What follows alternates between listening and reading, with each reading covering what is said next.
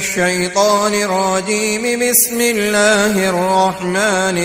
الرحيم. ألف لام ميم. ذلك الكتاب لا ريب فيه هدى للمتقين الذين يؤمنون بالغيب ويقيمون الصلاة ومما رزقناهم ينفقون. والذين يؤمنون بما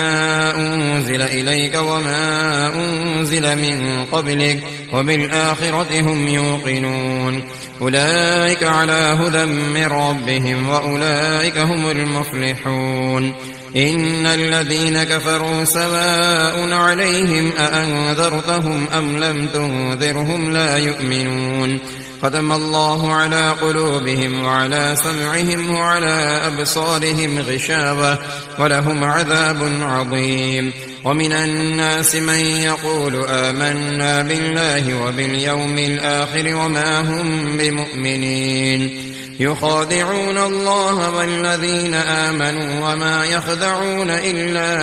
أنفسهم وما يشعرون. في قلوبهم مرض فزادهم الله مرضا ولهم عذاب أليم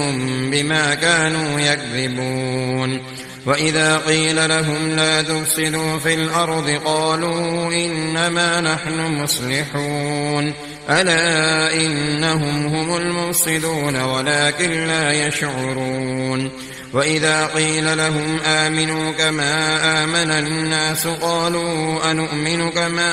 آمن السفهاء. ألا إنهم هم السفهاء ولكن لا يعلمون. وإذا لقوا الذين آمنوا قالوا آمنا وإذا خلوا إلى شياطينهم قالوا إنا معكم إنما نحن مستهزئون. الله يستهزئ بهم ويمدهم في طغيانهم يعمهون. أولئك الذين اشتروا الضلالة بالهدى فما ربحت تجارتهم وما كانوا مهتدين. مثلهم كمثل الذي استوقد نارا فلما أضاءت ما حوله ذهب الله بنورهم وتركهم في ظلمات لا يبصرون. سم بكم عمي فهم لا يرجعون. أو كصيب من السماء فيه ظلمات ورعد وبرق يجعلون أصابعهم في آذانهم من الصواعق حذر الموت والله محيط بالكافرين. يكاد البرق يخطف أبصارهم كلما أضاء لهم مشوا فيه وإذا أظلم عليهم قاموا ولو شاء الله لذهب بسمعهم وأبصارهم إن الله على كل شيء قدير. يا أيها الناس اعبدوا ربكم الذي خلقكم والذين من قبلكم لعلكم تتقون. الذي جعل لكم الأرض فراشا والسماء بناء وأنزل من السماء ماء فأخرج به من الثمرات رزقا لكم فلا تجعلوا لله أندادا وأنتم تعلمون. وإن كنتم في ريب مما نزلنا على عبدنا فأتوا بسورة من مثله وادعوا شهداءكم من دون الله إن كنتم صادقين. فإن لم تفعلوا ولن تفعلوا فاتقوا النار التي وقودها الناس والحجارة أعدت للكافرين. وبشر الذين آمنوا وعملوا الصالحات أن لهم جنات تجري من تحتها الأنهار كلما رزقوا منها من ثمرة رزقا قالوا هذا الذي رزقنا من قبل وأتوا به متشابها ولهم فيها أزواج مطهرة وهم فيها خالدون. إن الله لا يستحيي أن يضرب مثلا ما بعوضة فما فوقها فأما الذين آمنوا فيعلمون أنه الحق من ربهم وأما الذين كفروا فيقولون ماذا أراد الله بهذا مثلا يضل به كثيرا ويهدي به كثيرا وما يضل به إلا الفاسقين الذين ينقضون عهد الله من بعد ميثاقه ويقطعون ما أمر الله به أن يوصل ويفسدون في الأرض أولئك هم الخاسرون كيف تكفرون بالله وكنتم أمواتا فأحياكم ثم يميتكم ثم يحييكم ثم إليه ترجعون هو الذي خلق لكم ما في الأرض جميعا ثم استوى إلى السماء فسواهن 7 سماوات وهو بكل شيء عليم وإذ قال ربك للملائكة إني جاعل في الأرض خليفة قالوا أتجعل فيها من يفسد فيها ويسفك الدماء ونحن نسبح بحمدك ونقدس لك قال إني أعلم ما لا تعلمون وعلم آدم الأسماء كلها ثم عرضهم على الملائكة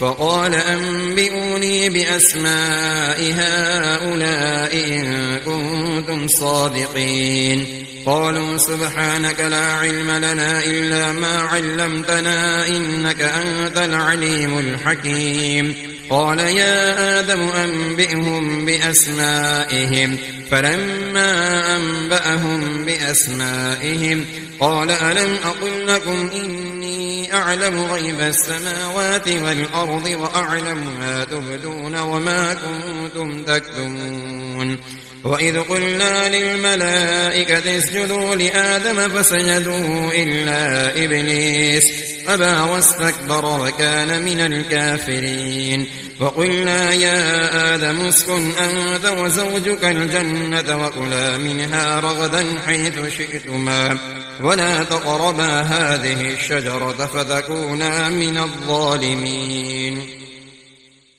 فأزلهما الشيطان عنها فأخرجهما مما كانا فيه وقلنا اهبطوا بعضكم لبعض عدو ولكم في الأرض مستقر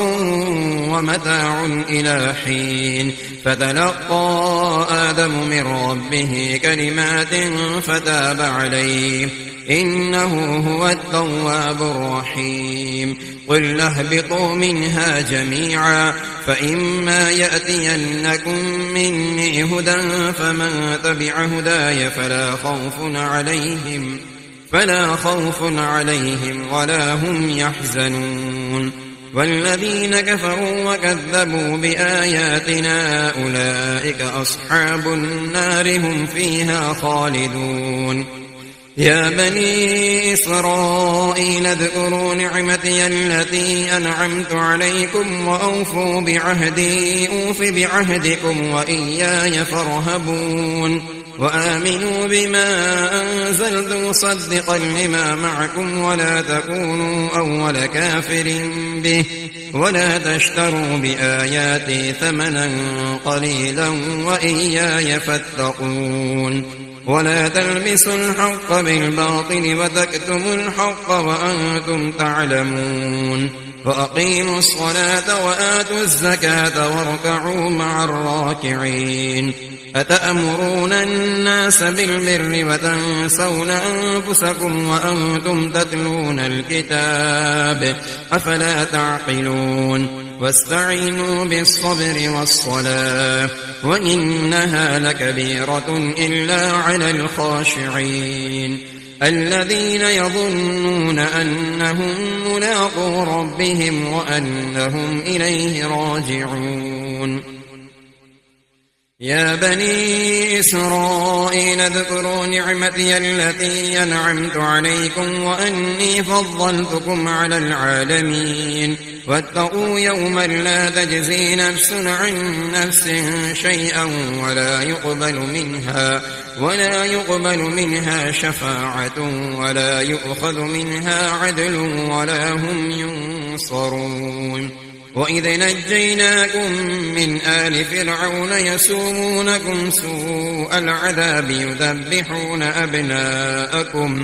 يذبحون أبناءكم ويستحيون نساءكم وفي ذلكم بلاء من ربكم عظيم. وإذ فرقنا بكم البحر فأنجيناكم وأغرقنا آل فرعون وأنتم تنظرون. وإذ واعدنا موسى 40 ليلة ثم اتخذتم العجل من بعده وأنتم ظالمون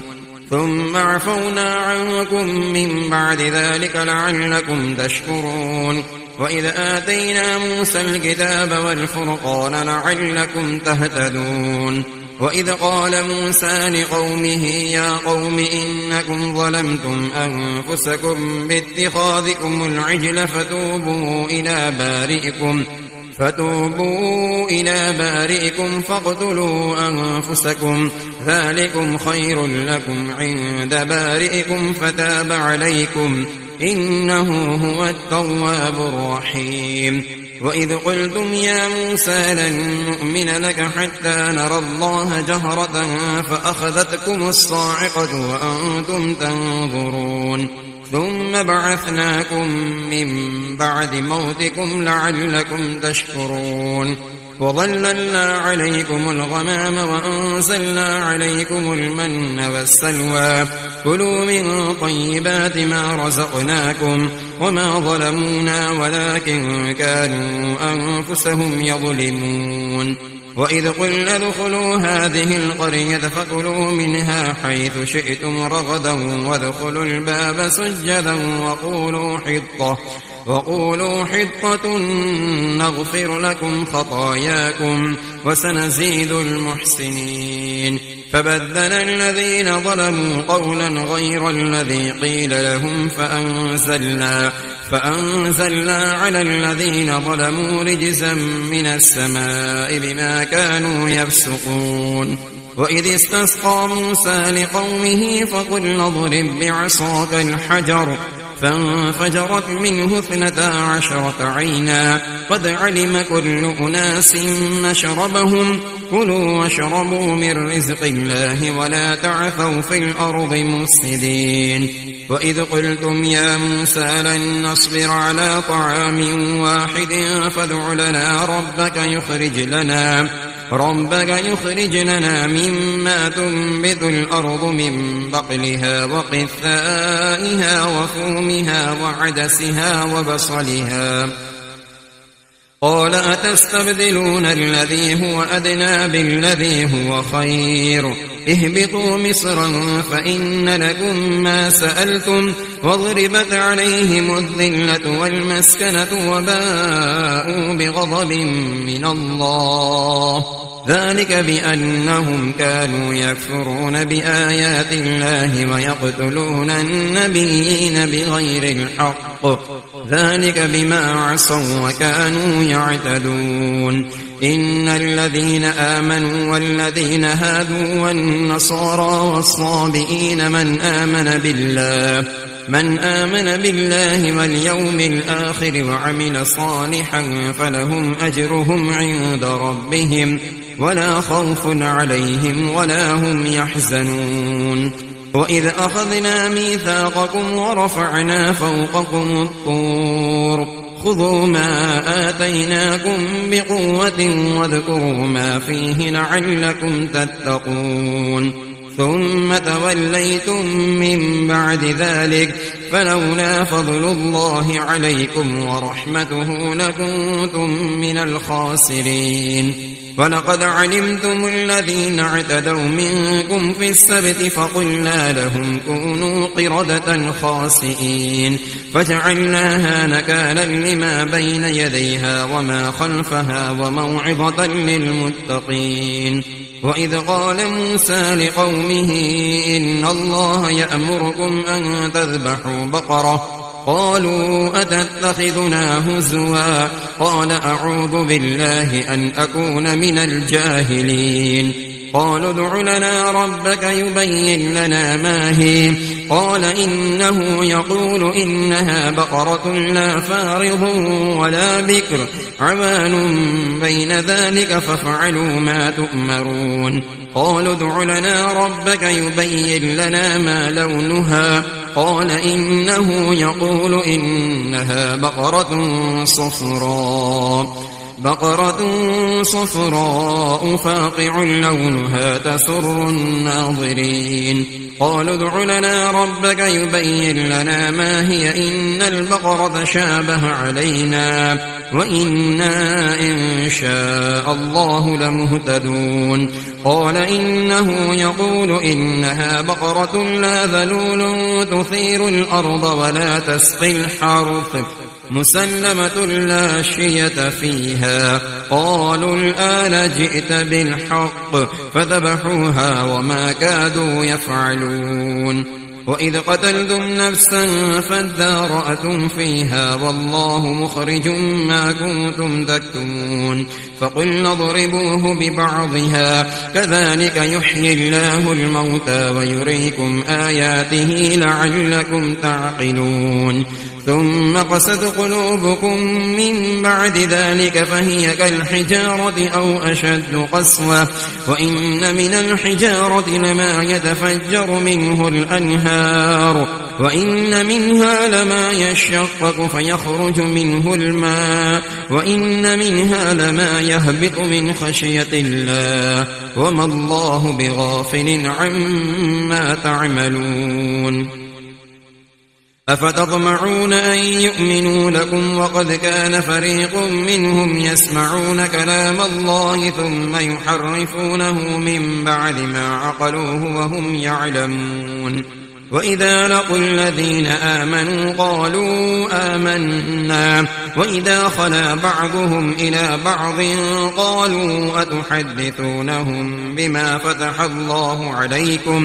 بما فتح الله عليكم ليحاجوكم به عند ربكم أفلا تعقلون أولا يعلمون أن الله يعلم ما يسرون وما يعلنون ومنهم أميون لا يعلمون الكتاب إلا أماني وإن هم إلا يظنون فويل للذين يكتبون الكتاب بأيديهم ثم يقولون هذا من عند الله ليشتروا به ثمنا قليلا فويل لهم مما كتبت أيديهم وويل لهم مما يكسبون وقالوا لن تمسنا النار إلا أياما معدودة قل أتخذتم عند الله عهدا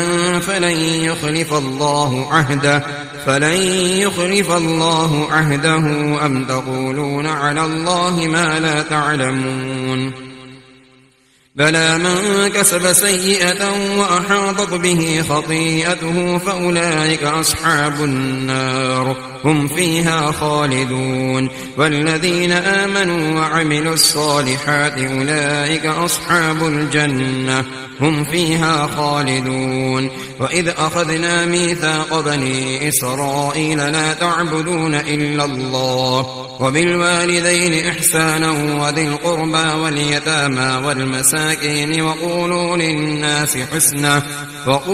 للناس حسنا وأقيموا الصلاة وآتوا الزكاة ثم توليتم إلا قليلا منكم وأنتم معرضون وإذ أخذنا ميثاقكم لا تسفكون دماءكم ولا تخرجون أنفسكم من دياركم ثم أقررتم وأنتم تشهدون ثم أنتم هؤلاء تقتلون أنفسكم وتخرجون فريقا منكم من ديارهم فظاهرون عليهم بالإثم والعدوان وإن يأتوكم أسارى تفادوهم وهو محرم عليكم إخراجهم أفتؤمنون ببعض الكتاب وتكفرون ببعض فما جزاء من يفعل ذلك منكم إلا خزي في الحياة الدنيا ويوم القيامة يردون إلى أشد العذاب وما الله بغافل عما تعملون أولئك الذين اشتروا الحياة الدنيا بالآخرة فلا يخفف عنهم العذاب ولا هم ينصرون ولقد آتينا موسى الكتاب وقفينا من بعده بالرسل وآتينا عيسى ابن مريم البينات وأيدناه بروح القدس أفكلما جاءكم رسول بما لا تهوى أنفسكم استكبرتم ففريقا كذبتم وفريقا تقتلون وقالوا قلوبنا غلف بل لعنهم الله بكفرهم فقليلا ما يؤمنون ولما جاءهم كتاب من عند الله مصدق لما معهم وكانوا من قبل يستفتحون على الذين كفروا فلما جاءهم ما عرفوا كفروا به فلعنة الله على الكافرين بئس ما اشتروا به أنفسهم أن يكفروا بما أنزل الله بغيا أن ينزل الله من فضله على من يشاء من عباده فباءوا بغضب على غضب وللكافرين عذاب مهين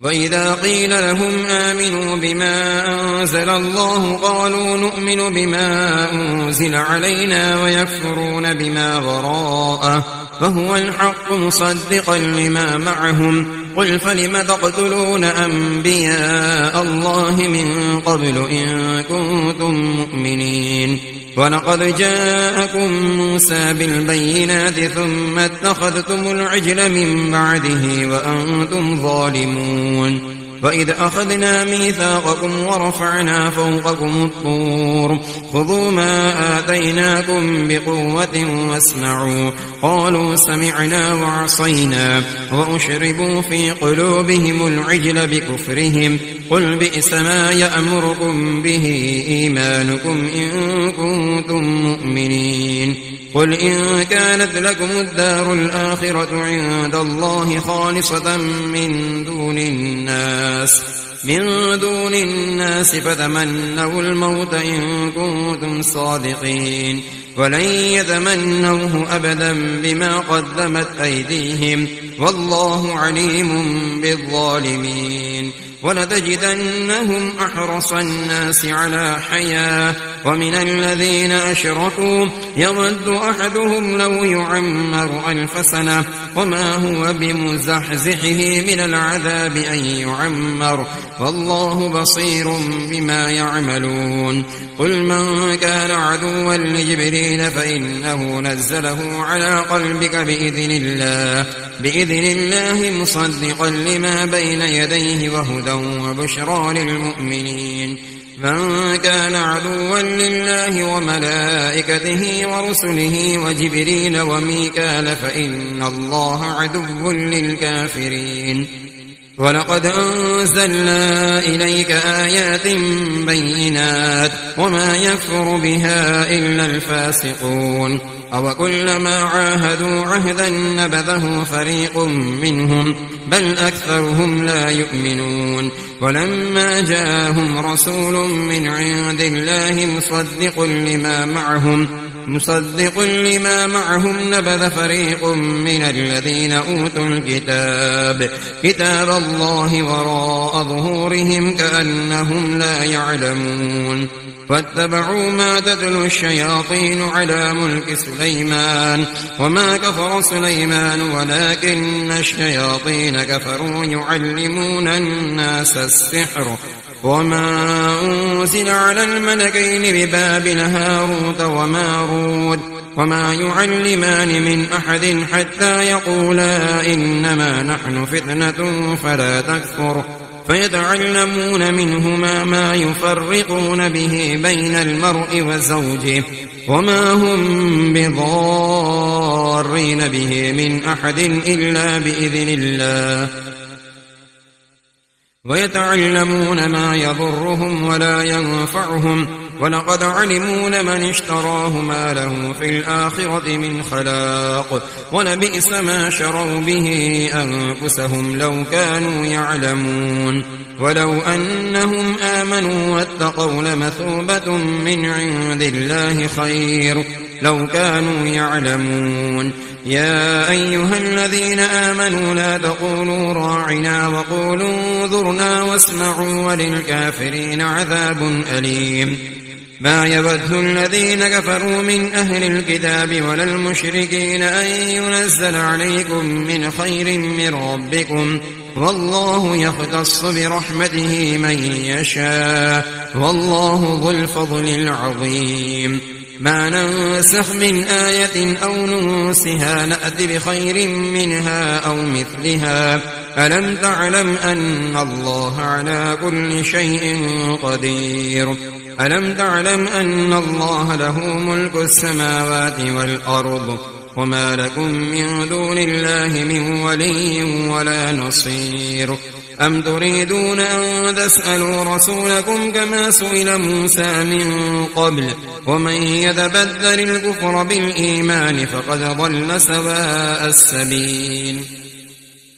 ود كثير من أهل الكتاب لو يردونكم من بعد إيمانكم كفارا حسدا من عند أنفسهم من بعد ما تبين لهم الحق فاعفوا واصفحوا حتى يأتي الله بأمره إن الله على كل شيء قدير وأقيموا الصلاة وآتوا الزكاة وما تقدموا لأنفسكم من خير تجدوه عند الله إن الله بما تعملون بصير وقالوا لن يدخل الجنة إلا من كان هودا أو نصارى تلك أمانيهم قل هاتوا برهانكم إن كنتم صادقين بلى من أسلم وجهه لله وهو محسن فله أجره عند ربه ولا خوف عليهم ولا هم يحزنون وقالت اليهود ليست النصارى على شيء وقالت النصارى ليست اليهود على شيء وهم يتلون الكتاب كذلك قال الذين لا يعلمون مثل قولهم فالله يحكم بينهم يوم القيامة فيما كانوا فيه يختلفون ومن أظلم ممن منع مساجد الله أن يذكر فيها اسمه وسعى في خرابها أولئك ما كان لهم أن يدخلوها إلا خائفين لهم في الدنيا خزي ولهم في الآخرة عذاب عظيم ولله المشرق والمغرب فأينما تولوا فثم وجه الله إن الله واسع عليم وقالوا اتخذ الله ولدا سبحانه بل له ما في السماوات والأرض كل له قانتون بديع السماوات والأرض وإذا قضى أمرا فإنما يقول له كن فيكون وقال الذين لا يعلمون لولا يكلمنا الله أو تأتينا آية كذلك قال الذين من قبلهم مثل قولهم تشابهت قلوبهم قد بينا الآيات لقوم يوقنون إنا أرسلناك بالحق بشيرا ونذيرا ولا تسأل عن أصحاب الجحيم ولن ترضى عنك اليهود ولا النصارى حتى تتبع ملتهم قل إن هدى الله هو الهدى ولئن اتبعت أهواءهم بعد الذي جاءك من العلم ما لك من الله من ولي ولا نصير الذين آتيناهم الكتاب يتلونه حق تلاوته أولئك يؤمنون به ومن يكفر به فأولئك هم الخاسرون. يا بني إسرائيل اذكروا نعمتي التي أنعمت عليكم وأني فضلتكم على العالمين واتقوا يوما لا تجزي نفس عن نفس شيئا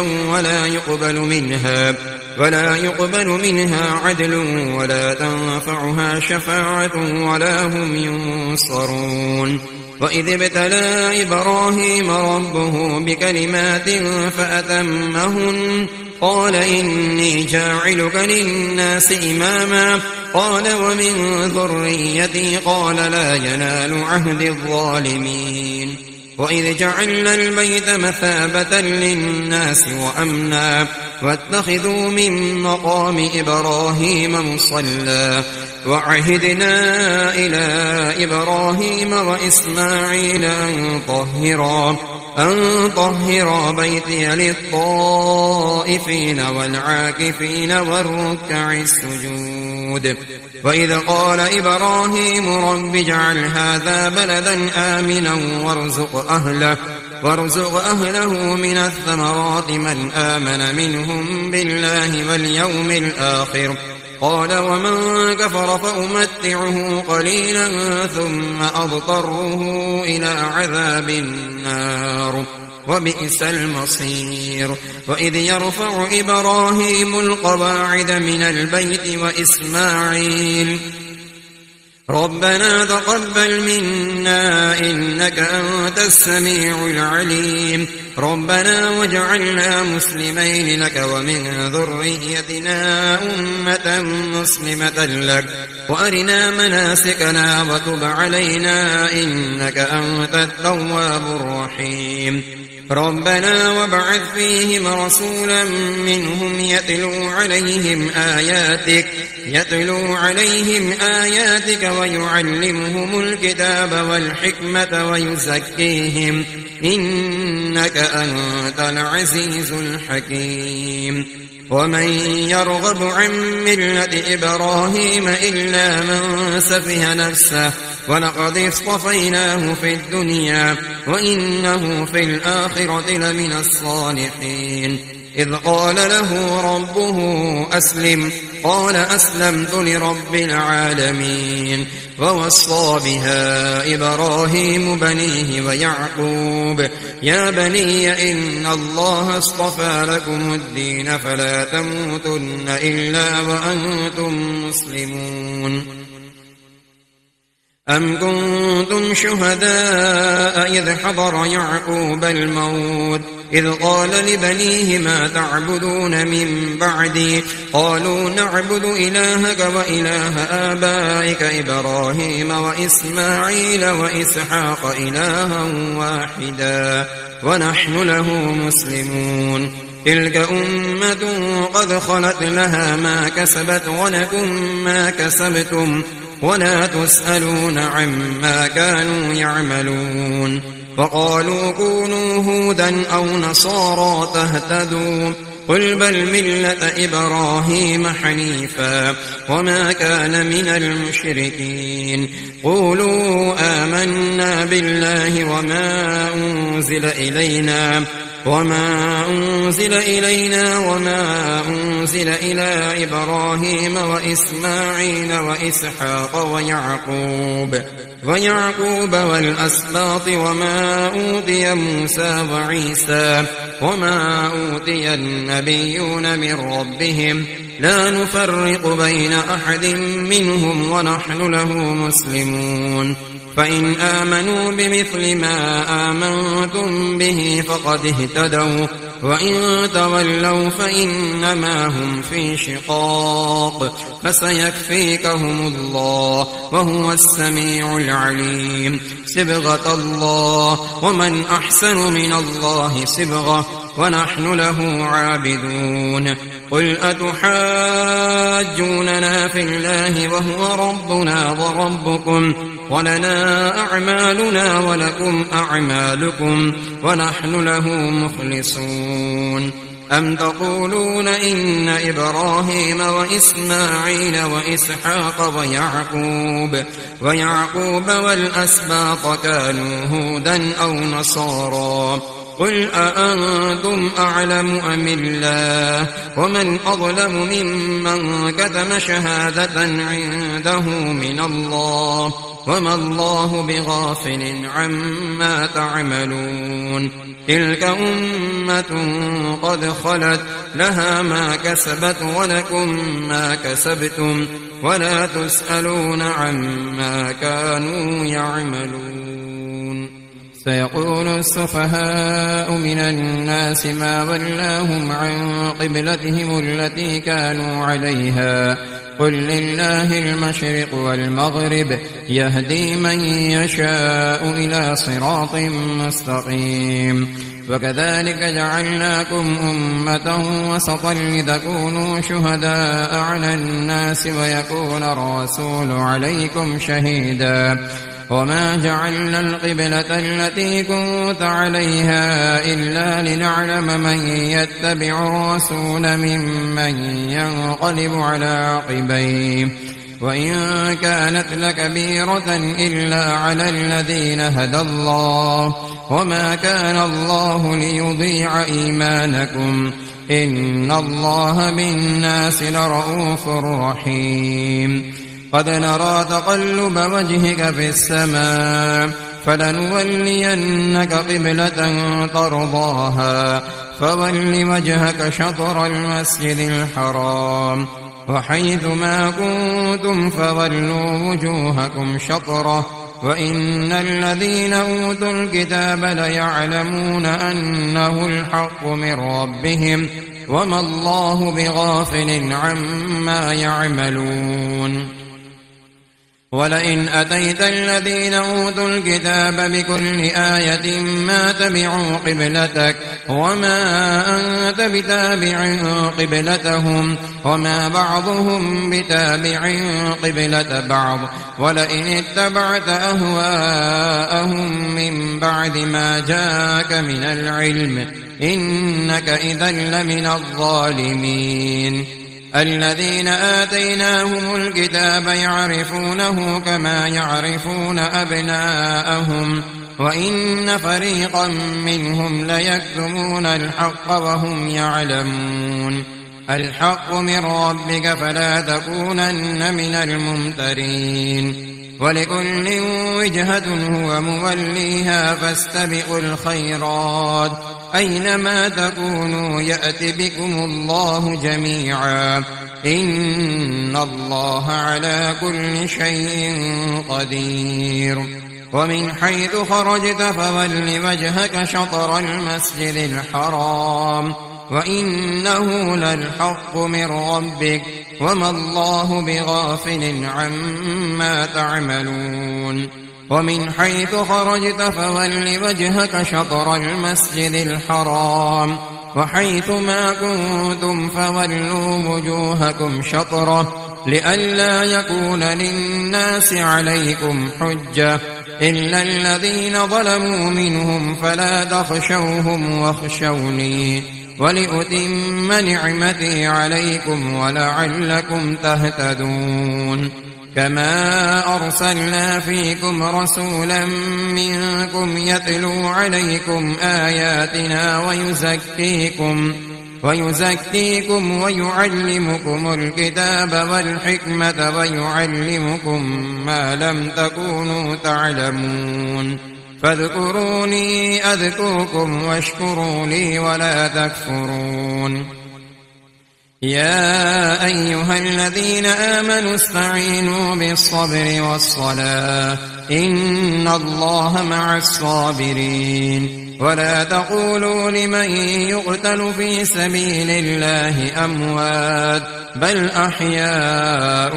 ولكن لا تشعرون ولنبلونكم بشيء من الخوف والجوع ونقص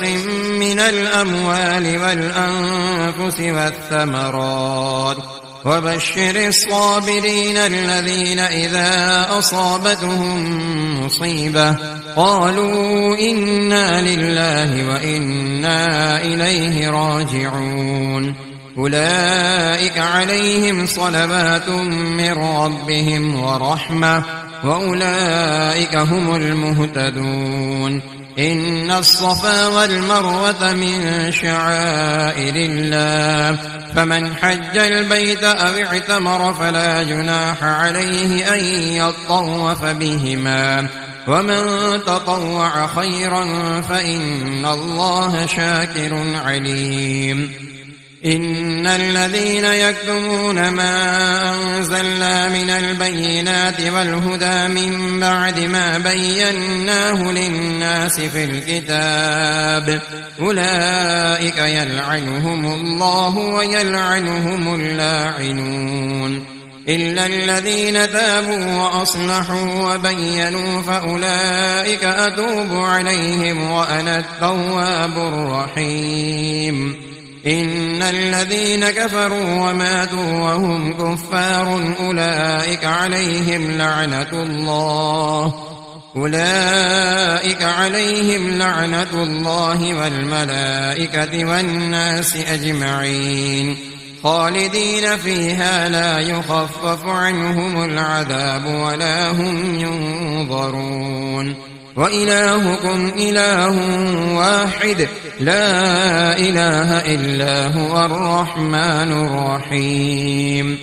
إن في خلق السماوات والأرض واختلاف الليل والنهار والفلك التي تجري في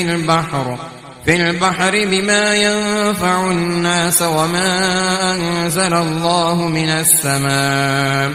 من السماء من ماء فأحيا به الأرض بعد موتها وبث فيها من كل دابة وتصريف الرياح والسحاب المسخر بين السماء والأرض لآيات لقوم يعقلون ومن الناس من يتخذ من دون الله أندادا يحبونهم كحب الله والذين آمنوا أشد حبا لله ولو يرى الذين ظلموا إذ يرون العذاب أن القوة لله جميعا وأن الله شديد العذاب إذ تبرأ الذين اتبعوا من الذين اتبعوا ورأوا العذاب وتقطعت بهم الأسباب وقال الذين اتبعوا لو أن لنا كرة فنتبرأ منهم كما تبرأوا منا كذلك يريهم الله أعمالهم حسرات عليهم وما هم بخارجين من النار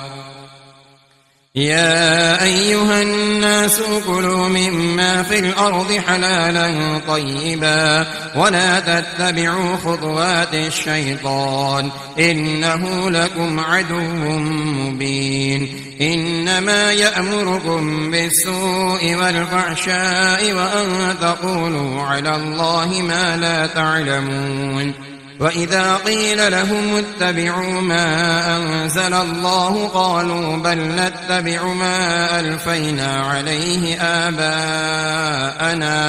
أولو كان آباؤهم لا يعقلون شيئا ولا يهتدون ومثل الذين كفروا كمثل الذي ينعق بما لا يسمع إلا دعاء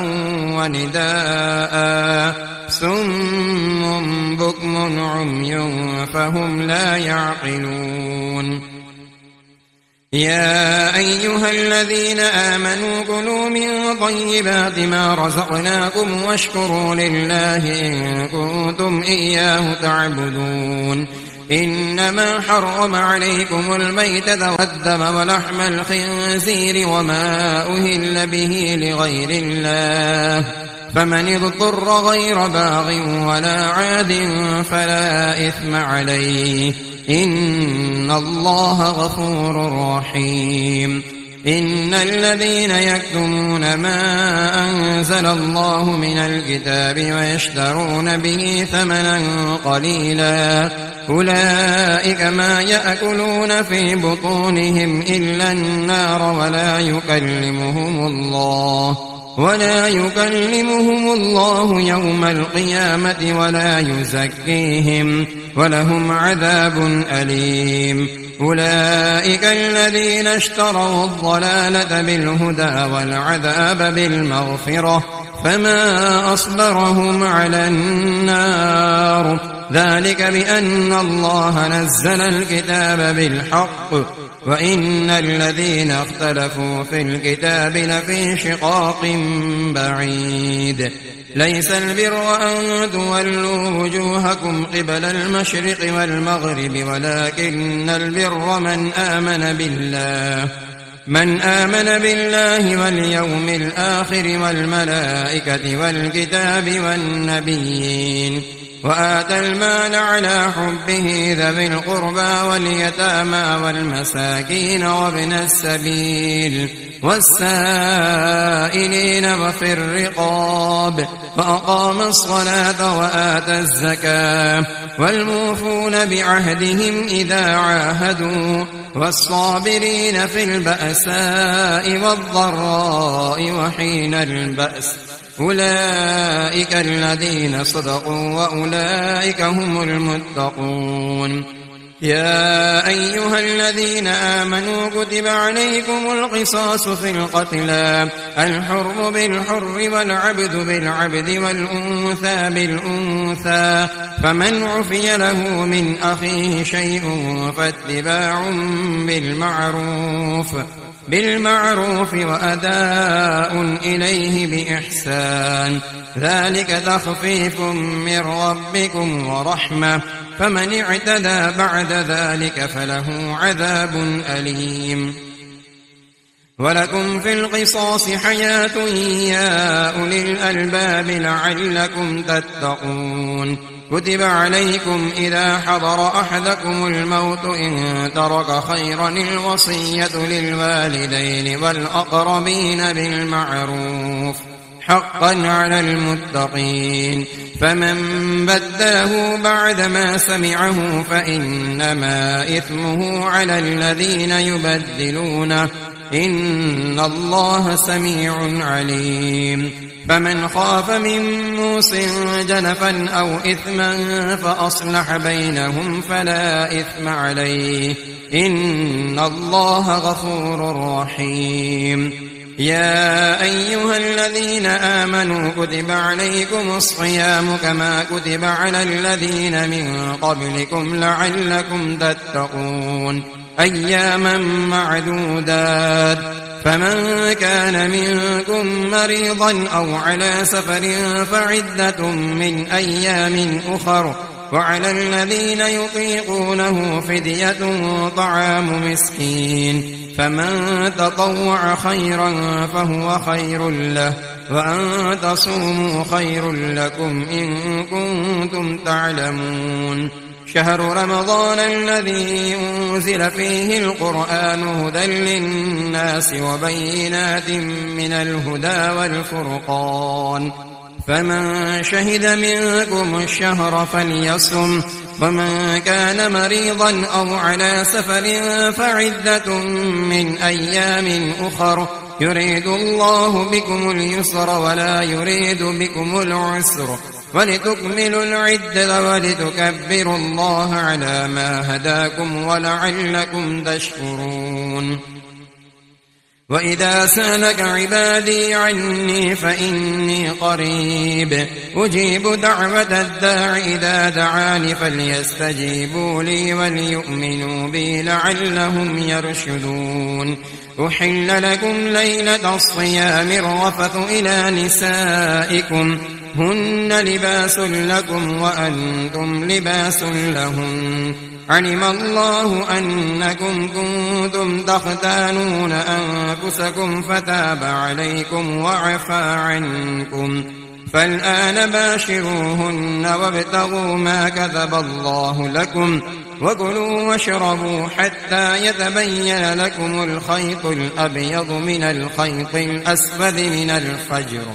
ثم أتموا الصيام إلى الليل ولا تباشروهن وأنتم عاكفون في المساجد تلك حدود الله فلا تقربوها كذلك يبين الله آياته للناس لعلهم يتقون ولا تأكلوا أموالكم بينكم بالباطل وتدلوا بها إلى الحكام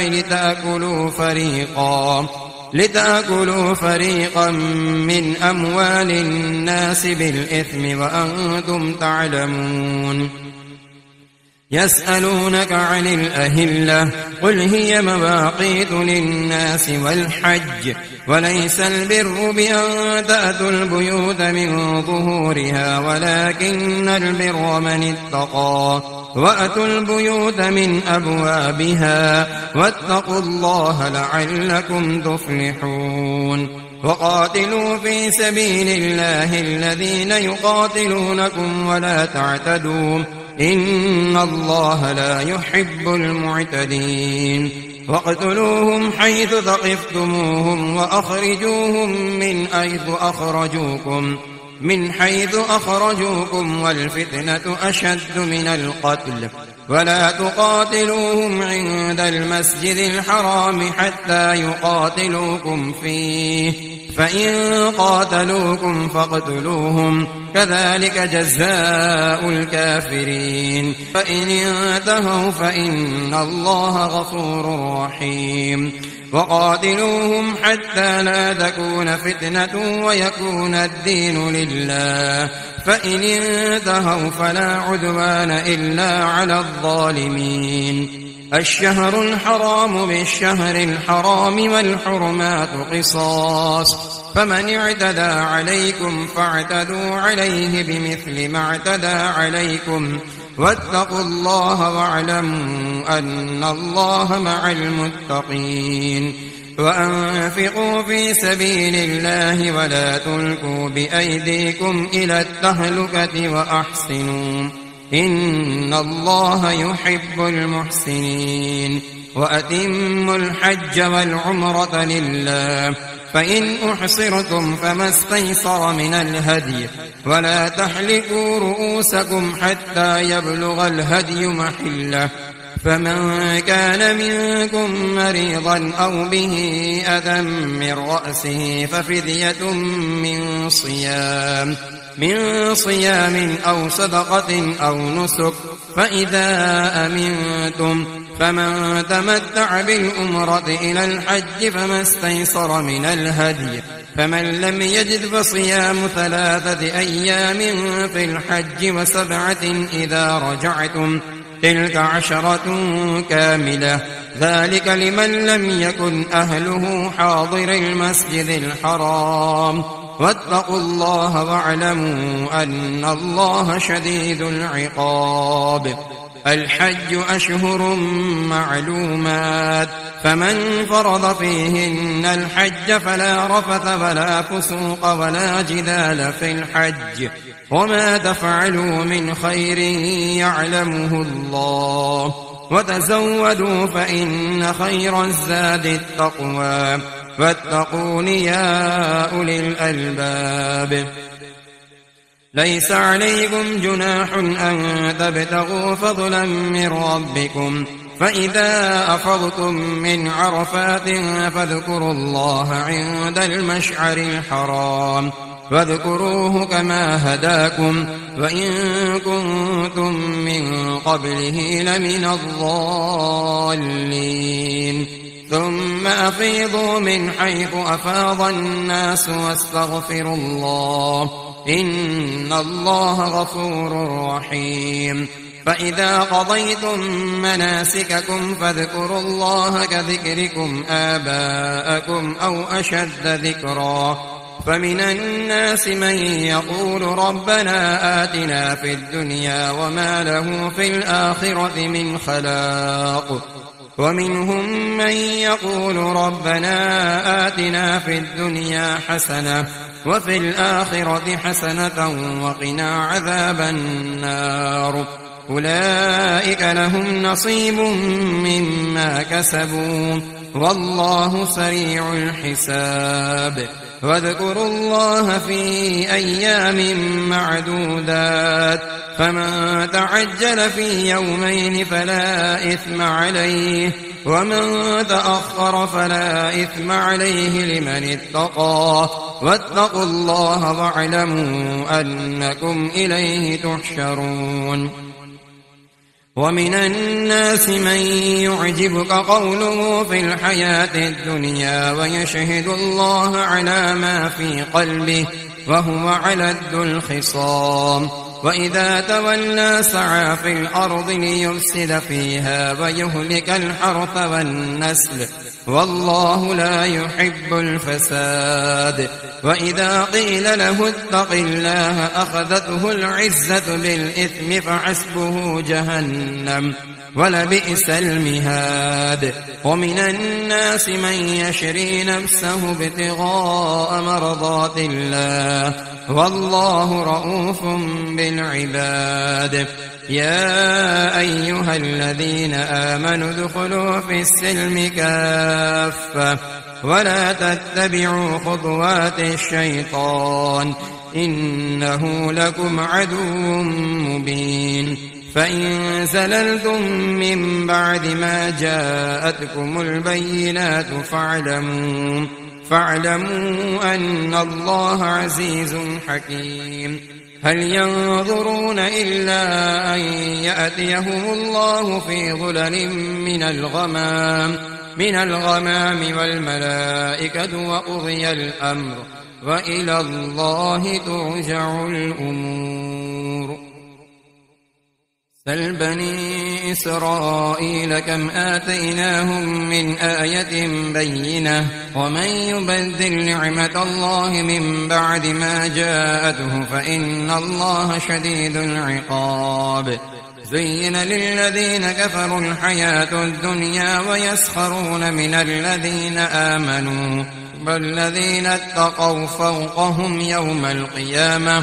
والله يرزق من يشاء بغير حساب كان الناس أمة واحدة فبعث الله النبيين مبشرين ومنذرين وأنزل معهم الكتاب بالحق ليحكم بين الناس فيما اختلفوا فيه وما اختلف فيه إلا الذين أوتوه من بعد ما جاءتهم البينات بغيا بينهم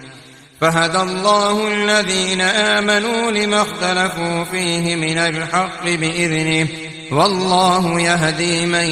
يشاء إلى صراط مستقيم أم حسبتم أن تدخلوا الجنة ولما يأتكم مثل الذين خلوا من قبلكم مستهم البأساء والضراء وزلزلوا حتى يقول الرسول والذين آمنوا معه متى نصر الله ألا إن نصر الله قريب يسألونك ماذا ينفقون قل ما أنفقتم من خير فللوالدين والأقربين واليتامى والمساكين وابن السبيل وما تفعلوا من خير فإن الله به عليم كتب عليكم القتال وهو كره لكم وعسى أن تكرهوا شيئا وهو خير لكم وعسى أن تحبوا شيئا وهو شر لكم والله يعلم وأنتم لا تعلمون يسألونك عن الشهر الحرام قتال فيه قل قتال فيه كبير وصد عن سبيل الله وكفر به والمسجد الحرام وإخراج أهله منه أكبر عند الله والفتنة أكبر من القتل ولا يزالون يقاتلونكم حتى يردوكم عن دينكم إن استطاعوا ومن يرتد منكم عن دينه فيمت وهو كافر فأولئك حبطت أعمالهم في الدنيا والآخرة وأولئك أصحاب النار هم فيها خالدون إن الذين آمنوا والذين هاجروا وجاهدوا في سبيل الله أولئك يرجون رحمة الله والله غفور رحيم يسألونك عن الخمر والميسر قل فيهما إثم كبير ومنافع للناس وإثمهما أكبر من نفعهما ويسألونك ماذا ينفقون قل العفو كذلك يبين الله لكم الآيات لعلكم تتفكرون في الدنيا والآخرة ويسألونك عن اليتامى قل إصلاح لهم خير وإن تخالطوهم فإخوانكم والله يعلم المفسد من المصلح ولو شاء الله لأعنتكم إن الله عزيز حكيم ولا تنكحوا المشركات حتى يؤمنوا ولأمة مؤمنة خير من مشركة ولو أعجبتكم ولا تنكحوا المشركين حتى يؤمنوا ولعبد مؤمن خير من مشرك ولو أعجبكم أولئك يدعون إلى النار والله يدعو إلى الجنة والمغفرة بإذنه ويبين آياته للناس لعلهم يتذكرون ويسألونك عن المحيض قل هو أذى فاعتزلوا النساء في المحيض ولا تقربوهن حتى يطهرن فإذا تطهرن فأتوهن من حيث أمركم الله إن الله يحب التوابين ويحب المتطهرين نساؤكم حرث لكم فأتوا حرثكم أنى شئتم وقدموا لأنفسكم واتقوا الله واعلموا أنكم ملاقوه وبشر المؤمنين ولا تجعلوا الله عرضة لأيمانكم أن تبروا وتتقوا وتصلحوا بين الناس والله سميع عليم لا يؤاخذكم الله باللغو في أيمانكم ولكن يؤاخذكم بما كسبت قلوبكم والله غفور حليم للذين يؤلون من نسائهم تربص 4 أشهر فإن فاءوا فإن الله غفور رحيم وإن عزموا الطلاق فإن الله سميع عليم والمطلقات يتربصن بأنفسهن 3 قروء ولا يحل لهن أن يكتمن ما خلق الله في أرحامهن إن كن يؤمن بالله واليوم الآخر وبعولتهن أحق بردهن في ذلك إن أرادوا إصلاحا ولهن مثل الذي عليهن بالمعروف وللرجال عليهن درجة والله عزيز حكيم الطلاق 2 فإمساك بمعروف أو تسريح بإحسان ولا يحل لكم أن تأخذوا مما آتيتموهن شيئا إلا أن يخافا ألا يقيما حدود الله فإن خفتم ألا يقيما حدود الله فلا جناح عليهما فيما افتدت به تلك حدود الله فلا تعتدوها ومن يتعد حدود الله فأولئك هم الظالمون فإن طلقها فلا تحل له من بعد حتى تنكح زوجا غيره فإن طلقها فلا جناح عليهما أن يتراجعا إن ظنا أن يقيما حدود الله وتلك حدود الله يبينها لقوم يعلمون وإذا طلقتم النساء فبلغن أجلهن فأمسكوهن بمعروف أو سرحوهن بمعروف ولا تمسكوهن ضرارا لتعتدوا ومن يفعل ذلك فقد ظلم نفسه ولا تتخذوا آيات الله هزوا واذكروا نعمة الله عليكم وما أنزل عليكم من الكتاب والحكمة يعظكم به واتقوا الله واعلموا أن الله بكل شيء عليم وإذ طلقتم النساء فبلغن أجلهن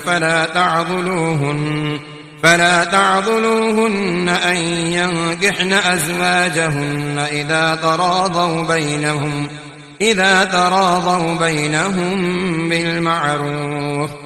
ذلك يوعظ به من كان منكم يؤمن بالله واليوم الآخر ذلكم أزكى لكم وأطهر والله يعلم وأنتم لا تعلمون والوالدات يرضعن أولادهن حولين كاملين لمن أراد أن يتم الرضاعة وعلى المولود له رزقهن وكسوتهن بالمعروف لا تكلف نفس إلا وسعها لا تضار والدة بولدها ولا مولود له بولده وعلى الوارث مثل ذلك فإن أرادا فصالا عن تراض منهما وتشاور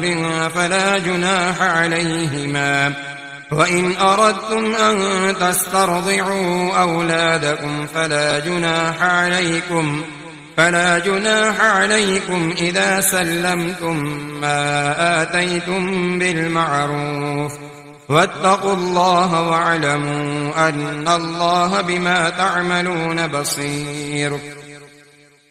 والذين يتوفون منكم ويذرون أزواجا يتربصن بأنفسهن 4 أشهر وعشرا فإذا بلغن أجلهن فلا جناح عليكم فيما فعلن في أنفسهن بالمعروف والله بما تعملون خبير ولا جناح عليكم فيما عرضتم به من خطبة النساء أو أكننتم في أنفسكم علم الله أنكم ستذكرونهن ولكن لا تواعدوهن سرا إلا أن تقولوا قولا معروفا ولا تعزموا عقدة النكاح حتى يبلغ الكتاب أجله واعلموا أن الله يعلم ما في أنفسكم فاحذروه واعلموا أن الله غفور حليم لا جناح عليكم إن طلقتم النساء ما لم تمسوهن أو تفرضوا لهن فريضة ومتعوهن على الموسع قدره وعلى المقتر قدره متاعا بالمعروف حقا على المحسنين وإن طلقتموهن من قبل أن تمسوهن وقد فرضتم لهن فريضة وقد فرضتم لهن فريضة فنصف ما فرضتم إلا أن يعفون أو يعفو الذي بيده عقدة النكاح،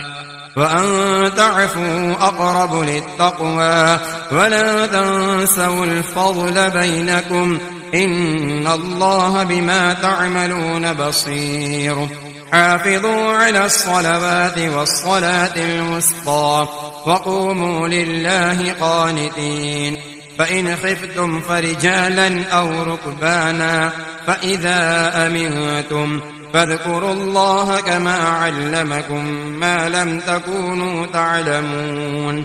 والذين يتوفون منكم ويذرون أزواجا وصية لأزواجهم متاعا إلى الحول غير إخراج، فإن خرجن فلا جناح عليكم فيما فعلن في أنفسهن من معروف، والله عزيز حكيم. وللمطلقات متاع بالمعروف حقا على المتقين، كذلك يبين الله لكم آياته لعلكم تعقلون. ألم تر إلى الذين خرجوا من ديارهم وهم ألوف حذر الموت فقال لهم الله موتوا ثم أحياهم، إن الله لذو فضل على الناس ولكن أكثر الناس لا يشكرون. وقاتلوا في سبيل الله واعلموا أن الله سميع عليم. من ذا الذي يقرض الله قرضا حسنا فيضاعفه له أضعافا كثيرة، والله يقبض ويبسط وإليه ترجعون. ألم تر إلى الملأ من بني إسرائيل من بعد موسى إذ قالوا لنبي له مبعث لنا ملكا نقاتل في سبيل الله، قال هل عسيتم إن كتب عليكم القتال ألا تقاتلوا؟ قالوا وما لنا ألا نقاتل في سبيل الله وقد أخرجنا من ديارنا وأبنائنا، فلما كتب عليهم القتال تولوا إلا قليلا منهم، والله عليم بالظالمين. وقال لهم نبيهم إن الله قد بعث لكم طالوت ملكا، قالوا أنى يكون له الملك علينا ونحن أحق بالملك منه ولم يؤت سعة من المال، قال إن الله اصطفاه عليكم وزاده بسطة في العلم والجسم، والله يؤتي ملكه من يشاء، والله واسع عليم. وقال لهم نبيهم إن آية ملكه أن يأتيكم التابوت فيه سكينة من ربكم وبقية مما ترك آل موسى وآل هارون تحمله الملائكة، إن في ذلك لآية لكم إن كنتم مؤمنين. فلما فصل طالوت بالجنود قال إن الله مبتليكم بنهر، فمن شرب منه فليس مني، ومن لم يطعمه فإنه مني إلا من اغترف غرفة بيده، فشربوا منه إلا قليلا منهم، فلما جاوزه هو والذين آمنوا معه قالوا لا طاقة لنا اليوم بجالوت وجنوده، قال الذين يظنون أنهم ملاقو الله كم من فئة قليلة غلبت فئة كثيرة بإذن الله، والله مع الصابرين. ولما برزوا لجالوت وجنوده قالوا ربنا أفرغ علينا صبرا وثبت أقدامنا وانصرنا على القوم الكافرين فهزموهم بإذن الله وقتل داود جالوت وآتاه الله الملك والحكمة وعلمه مما يشاء ولولا دفع الله الناس بعضهم ببعض لفسدت الأرض ولكن الله ذو فضل على العالمين تلك آيات الله نتلوها عليك بالحق وإنك لمن المرسلين تلك الرسل فضلنا بعضهم على بعض منهم من كلم الله ورفع بعضهم درجات وآتينا عيسى ابن مريم البينات وأيدناه بروح القدس ولو شاء الله ما اقتتل الذين من بعدهم من بعد ما جاءتهم البينات ولكن اختلفوا فمنهم من آمن ومنهم من كفر ولو شاء الله ما اقتتلوا ولكن الله يفعل ما يريد يا أيها الذين آمنوا أنفقوا مما رزقناكم من قبل أن يأتي يوم لا بيع فيه ولا خلة ولا شفاعة والكافرون هم الظالمون الله لا إله إلا هو الحي القيوم لا تأخذه سنة ولا نوم له ما في السماوات وما في الأرض من ذا الذي يشفع عنده إلا بإذنه يعلم ما بين أيديهم وما خلفهم ولا يحيطون بشيء من علمه إلا بما شاء وسع كرسيه السماوات والأرض ولا يؤوده حفظهما وهو العلي العظيم لا إكراه في الدين قد تبين الرشد من الغي فمن يكفر بالطاغوت ويؤمن بالله فقد استمسك بالعروة الوثقى لا انفصام لها والله سميع عليم الله ولي الذين آمنوا يخرجهم من الظلمات إلى النور والذين كفروا أولياؤهم الطاغوت يخرجونهم من النور إلى الظلمات أولئك أصحاب النار هم فيها خالدون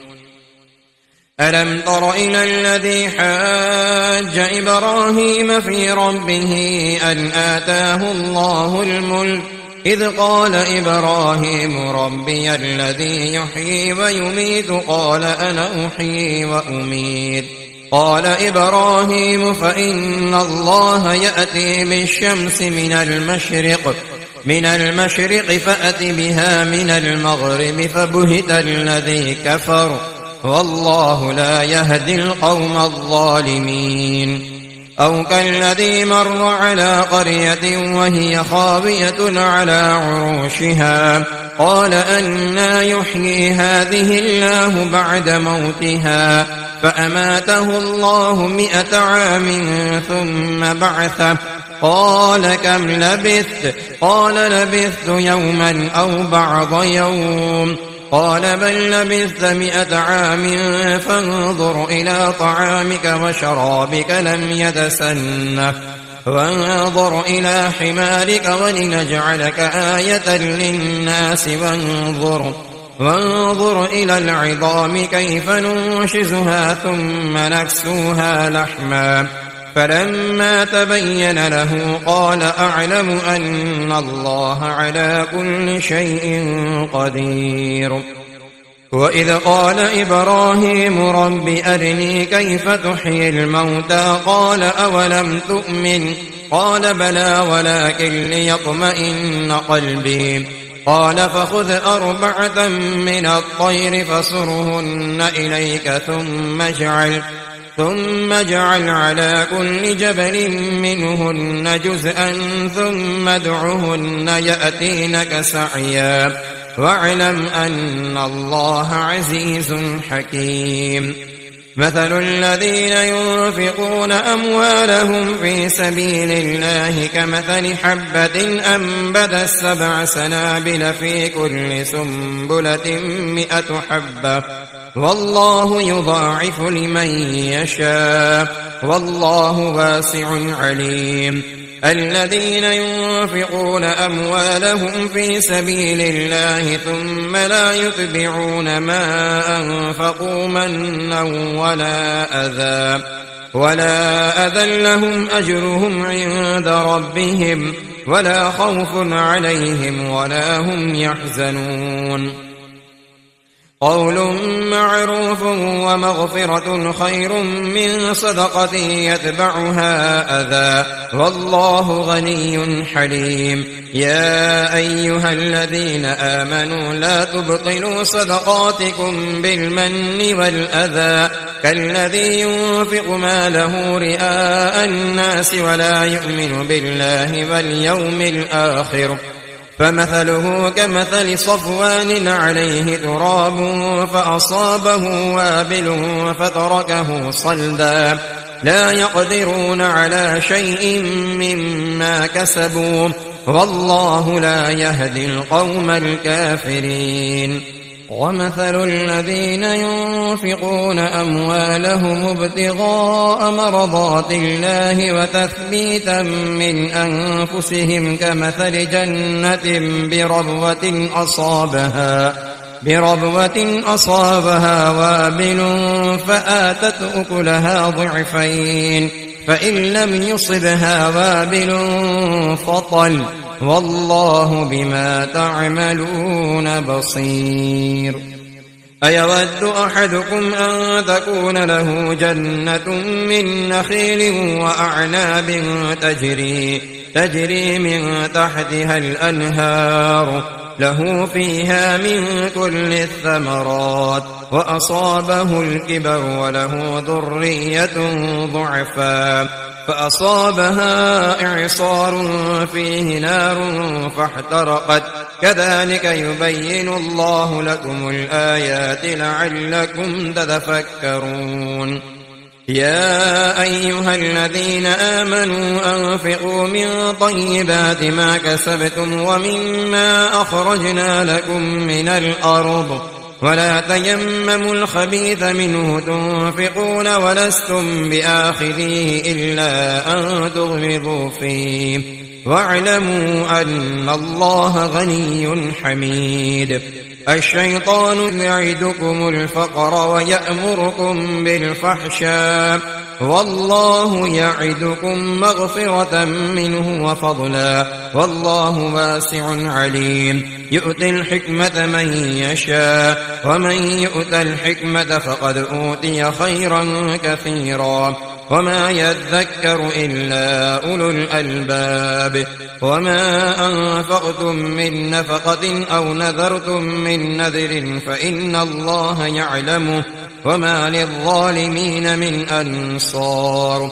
إن تبدوا الصدقات فنعما هي وإن تخفوها وتؤتوها الفقراء فهو خير لكم ويكفر عنكم من سيئاتكم والله بما تعملون خبير. ليس عليك هداهم ولكن الله يهدي من يشاء وما تنفقوا من خير فلأنفسكم وما تنفقون إلا ابتغاء وجه الله وما تنفقوا من خير يوفى إليكم وأنتم لا تظلمون. للفقراء الذين أحصروا في سبيل الله لا يستطيعون ضربا في الأرض يحسبهم الجاهل أغنياء من التعفف تعرفهم بسيماهم لا يسألون الناس إلحافا وما تنفقوا من خير فإن الله به عليم. الذين ينفقون أموالهم بالليل والنهار سرا وعلانية فلهم أجرهم عند ربهم ولا خوف عليهم ولا هم يحزنون الذين يأكلون الربا لا يقومون إلا كما يقوم الذي يتخبطه الشيطان من المس ذلك بأنهم قالوا إنما البيع مثل الربا وأحل الله البيع وحرم الربا فمن جاءه موعظة من ربه فانتهى فله ما سلف وأمره إلى الله ومن عاد فأولئك أصحاب النار هم فيها خالدون يمحق الله الربا ويربي الصدقات والله لا يحب كل كفار أثيم إن الذين آمنوا وعملوا الصالحات وأقاموا الصلاة وآتوا الزكاة لهم أجرهم عند ربهم ولا خوف عليهم ولا هم يحزنون يا أيها الذين آمنوا اتقوا الله وذروا ما بقي من الربا إن كنتم مؤمنين فإن لم تفعلوا فأذنوا بحرب من الله ورسوله وإن تبتم فلكم رؤوس أموالكم لا تظلمون ولا تظلمون وإن كان ذو عسرة فنظرة إلى ميسرة وأن تصدقوا خير لكم إن كنتم تعلمون واتقوا يوما ترجعون فيه إلى الله ثم توفى كل نفس ما كسبت وهم لا يظلمون يا أيها الذين آمنوا إذا تداينتم بدين إلى أجل مسمى فاكتبوه وليكتب بينكم كاتب بالعدل ولا يأب كاتب أن يكتب كما علمه الله فليكتب وليملل الذي عليه الحق وليتق الله ربه ولا يبخس منه شيئا فإن كان الذي عليه الحق سفيها أو ضعيفا أو لا يستطيع أن يمله فليملل وليه بالعدل واستشهدوا شهيدين من رجالكم فإن لم يكونا رجلين فرجل وامرأتان ممن ترضون من الشهداء أن تضل إحداهما فتذكر إحداهما الأخرى ولا يأبى الشهداء إذا ما دعوا ولا تسأموا أن تكتبوه صغيرا أو كبيرا إلى أجله ذلكم أقسط عند الله وأقوم للشهادة وأدنى ألا ترتابوا إلا أن تكون تجارة حاضرة تديرونها بينكم فليس عليكم جناح ألا تكتبوها وأشهدوا إذا تبايعتم ولا يضار كاتب ولا شهيد وإن تفعلوا فإنه فسوق بكم واتقوا الله ويعلمكم الله والله بكل شيء عليم وإن كنتم على سفر ولم تجدوا كاتبا فرهان مقبوضة فإن أمن بعضكم بعضا فليؤدي الذي اؤتمن أمانته وليتق الله ربه ولا تكتموا الشهادة ومن يكتمها فإنه آثم قلبه والله بما تعملون عليم لله ما في السماوات وما في الأرض وإن تبدوا ما في أنفسكم أو تخفوه يحاسبكم به الله فيغفر لمن يشاء ويعذب من يشاء والله على كل شيء قدير آمن الرسول بما أنزل إليه من ربه والمؤمنون كل آمن بالله وملائكته وكتبه ورسله لا نفرق بين أحد من رسله فقالوا سمعنا وأطعنا غفرانك ربنا وإليك المصير